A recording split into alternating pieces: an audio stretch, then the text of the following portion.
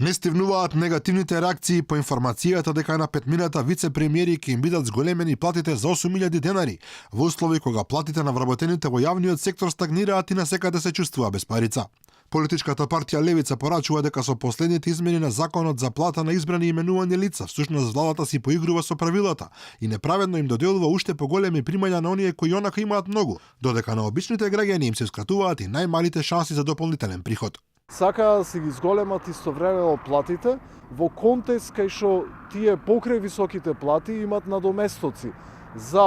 јадење и пиење, надоместоци за патни трошоци, надоместоци за користење на службени телефони и сето ова се случува кога ги удираат пазарџиите, па им забрануваат на пензионерите да остваруваат дополнителни приходи преку продажба на пазар. Левица, на чија иницијатива Уставниот суд и претходно укинуваше токму вакви одлуки на владата, најавува дека повторно ќе се жали кај највисоката судска инстанца во земјата. Левица ќе поднесе нова представка од Уставен суд и повторно да бидат вратени платите на вице-премиерите на претходното ниво.